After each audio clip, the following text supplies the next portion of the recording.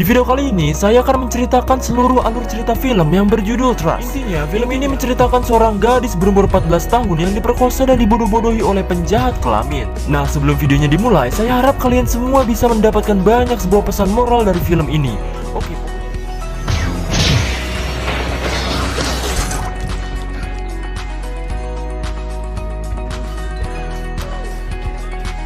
Di awal film ditunjukkan seekor keluarga yang sedang merayakan ulang tahun anaknya bernama Annie. Lalu setelah perayaannya selesai, si Annie ternyata punya kenalan cowok di sosial media yang sudah dekat dengannya dan selalu chattingan dengannya setiap hari. Ayahnya pun bernama Will datang menghampirinya untuk melihatnya. Merasa anaknya dan teman chatnya baik-baik saja, ia pun meninggalkannya. Keesokan harinya, Annie menjalani hari-harinya dengan biasa. Seperti biasa, dia selalu chatan dengan pacar internetnya ini. Malam harinya, Annie dan keluarga makan malam kembali. Karena si Annie ini ngoprek HP terus, ibunya pun bilang untuk tidak memainkan HP saat di meja makan. Annie pun bilang bahwa dirinya ingin mengirimkan foto kepada pacarnya yang bernama Charlie. Ia pun memperkenalkan Charlie bahwa Charlie adalah orang yang pintar dan lucu, dan ia juga seumuran dengan Annie. Keluarga Annie pun hanya senyum-senyum kayak kuda karenanya. Keesokan harinya, Annie pun telah pulang dari sekolahnya dan memiliki kabar yang sangat baik. Ia diterima menjadi tim utama klub bola voli wanita di SMA-nya. Ia pun buru-buru ngabarin si Charlie. Lalu pas ngabarin, ternyata si Charlie bilang sesuatu bahwa ia ternyata berumur 20 tahun dan sedang berkuliah. Annie pun kaget dan hanya terdiam. Dan si Annie membalas chatnya yaitu ia akan menerima Charlie walaupun berumur 20 tahun. Si Charlie pun ngirimin foto-fotonya yang membuat Annie tersenyum-senyum. Hari demi hari pun dijalani dengan sangat baik-baik saja. Di suatu malam, Annie dan Charlie pun chattingan. Si Charlie bilang lagi bahwa dirinya adalah seorang pria yang sudah lulus kuliah. Ia berumur 25 tahun. Annie pun kaget banget dan tidak percaya. Ia pun langsung menelpon Charlie. Charlie pun mengirimkan fotonya yang berumur 25 tahun dan si Annie hanya bisa menutup matanya. Keesokan harinya, Annie ketemuan sama Charlie di mall. Annie ke mall sendiri dan menunggu Charlie. Lalu tak lama kemudian, datanglah si Charlie ini. Annie hanya terdiam dan kaget. Ternyata si Charlie jauh lebih tua dari umur 25. Annie pun menangis dan bilang bahwa kenapa kamu selalu bohong sama aku gitu. Charlie pun menjawab semua pertanyaannya dengan serius dan bilang bahwa Annie belum cukup umur untuk mengerti. Lalu Charlie juga ketakutan untuk jujur. Lalu ada salah satu teman sekolah Annie yang melihat Annie dengan seorang pria tua sedang berjalan. Mereka pun akhirnya minum dan kencan seperti biasa. Charlie masih tetap merayunya agar Annie tenang. Lalu si Annie pun ikut sama Charlie menggunakan mobilnya dan pergi ke suatu hotel. Annie pun disuruh untuk menggunakan bikini. Si Charlie merayunya dan mengusap-ngusap Annie ini. Dan tanpa sepengetahuan Annie, ternyata si Charlie memasang sebuah kamera dan si Charlie pun langsung menyetubuhi si Annie.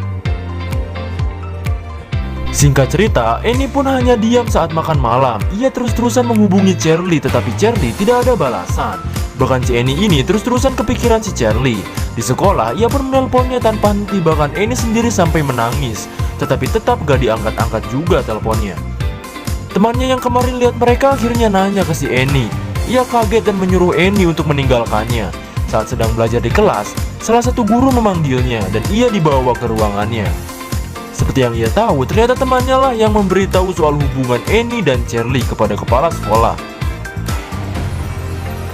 Akhirnya si Annie dibawa oleh polisi. Di situ pula banyak murid yang melihat bahkan memvideonya. Ayahnya, Will yang sedang bekerja dikabari perihal anaknya tersebut. Lalu ia pun bergegas ke tempat dan bertemu istrinya. Di sana, Annie sedang melakukan beberapa tes untuk menjadikannya bukti kuat bahwa ia benar-benar menjadi korban pelecehan. Lalu Annie pun menemui orang tuanya bersama penasehat rumah sakit dan orang tuanya pun menenangkannya. Lalu datanglah seorang agen FBI bernama Doug Ted. Ia akan membantu menangani kasus tersebut. Singkat cerita, di rumah si Annie, agen itu pun berusaha melacak dan menemukan si Charlie. Lalu Annie pun diminta untuk chat si Charlie. Kebetulan Charlie membalasnya. Lalu si Charlie juga menelpon Annie. Agen itu pun langsung siap untuk merekam suaranya. Si Annie pun mengangkat teleponnya. Lalu si Charlie pun menanyakan keberadaan dan orang tua si Annie. Ia menjawab bahwa orang tuanya sedang tidak ada di rumah. Lalu tiba-tiba telepon ibunya pun berdering dan si Charlie langsung menutup teleponnya. FBI itu pun langsung kehilangan jejak si Charlie lagi. Ya, si Annie pun langsung ngambek gak jelas karena ngelakuin hal bodoh tersebut. Singkat cerita, si FBI itu pun mengobrol dengan Will. Ia menjelaskan bahwa si Charlie ini benar-benar berbahaya. Lalu Will benar-benar nafsu ingin membunuh si Charlie. Agen Dog pun melarangnya dan meminta untuk menyerahkan kasus ini kepadanya. Ia pun meninggalkan Will tersebut. Keesokan harinya, Will benar-benar memikirkan anaknya yang sedang diperkosa. Ia benar-benar depresi karena membayangkan terus-terusan hal tersebut. Lalu si ini pun mengunjungi penasehat rumah sakit untuk membicarakan atau bahasa gaulnya curhat sama penasehat tersebut bahwa sebenarnya ia benar-benar mencintai Charlie. Dan ia pun merasa bahwa Charlie juga mencintainya. Di tempat lain, si agen Ted menelpon Will. Ia bilang bahwa si Charlie benar-benar penjahat profesional, bahkan ia juga sudah jauh-jauh hari merencanakan kejadian saat di motel bersama Annie dan tanpa meninggalkan jejak sedikit pun. Setelah pulang, Will memberitahu beberapa foto orang-orang yang melanggar aturan seks nasional kepada Annie untuk mencari wajahnya Charlie. Sambil marah-marah gak jelas, Annie pun bilang gak ada banget si Charlie di foto itu dan pergi meninggalkannya. Singkat cerita lagi, si Annie mengunjungi penasehat rumah sakit untuk curhat lagi. Ia berkata bahwa dirinya merasa tidak bersalah dan merasa ayahnya selalu menyalahkan dirinya karena melakukan seperti itu dengan Charlie. Di tempat lain, agen Ted membicarakan perihal kasus ini dengan Will. Ia berkata bahwa ia telah menyalin chat Annie dengan Charlie dan agen Ted tidak membolehkan ayahnya untuk melihatnya. Karena kebelat penasaran, Will pun mengambil tas yang isinya buku itu ke rumah. Setelah sampai di rumah, ia pun memberitahu istrinya perihal buku itu. Dan ya, mereka pun langsung marah-marah, adat-adatan, bahkan lempar buku itu karena isinya berbau seksual semua. Saking emosinya, Will sampai kebelet ingin membunuh Charlie dan pergi ke suatu tempat.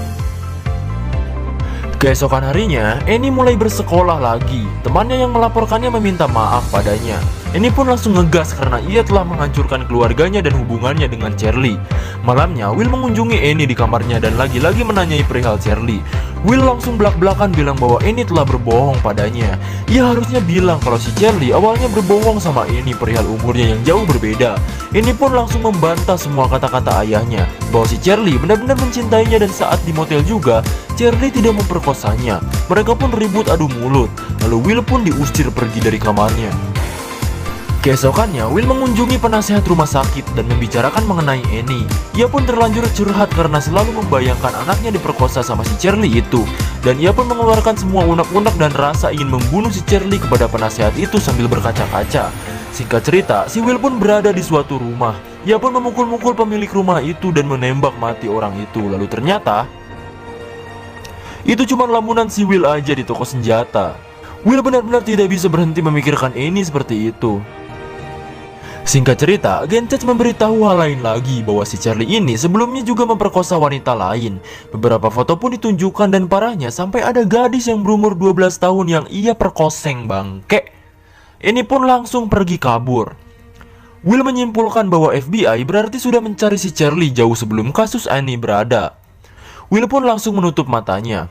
Si Annie kabur ke tempat penasehat rumah sakit lagi. Ia langsung berbicara mengenai wanita lain yang digenjot olehnya. Ia pun langsung menangis di jeritan gogoakan dan baru paham sekarang bahwa ia berarti diperkosa oleh si Charlie. Penasehat rumah sakit itu pun langsung memeluknya untuk menenangkannya. Malamnya, Will dan istrinya adu mulut lagi. Si ibu pengen lebih baik memperhatikan Annie ke depannya. Sedangkan, Will berpikir bahwa membalaskan rasa kesalnya kepada Charlie adalah jalan yang terbaik. Apalagi jika Charlie ketangkap, mungkin bisa menyelamatkan korban-korban selanjutnya. Singkat cerita, ini pun bertanding voli di sekolahnya. Will dan keluarga menontonnya. Saat enak-enak nonton, Will melihat seseorang yang mirip dengan Charlie dan pernah ia lihat di daftar orang-orang yang melanggar peraturan seks nasional. Ia pun langsung mendatangi dan memukul-mukul wajahnya dengan penuh kesal. Ternyata, pria tersebut bukan Charlie. Pria itu pun memaafkannya karena tahu jika hal tersebut hanya kesalahpahaman saja. Pulangnya, si Annie langsung bacotin ayahnya lagi. Ya, si Will juga tahu kalau dia yang salah karena telah lepas kendali kayak gitu.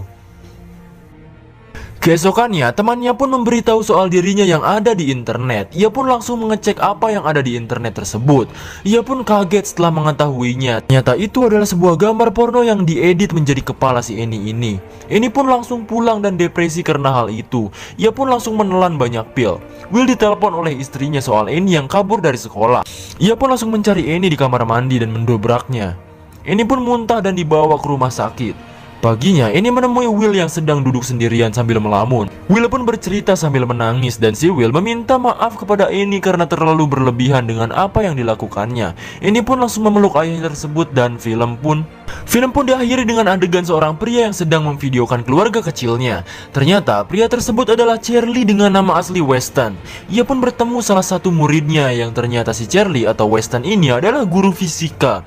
Mereka pun bersenang-senang tanpa ada kejaran FBI ataupun polisi setempat dan film pun tamat, cuy.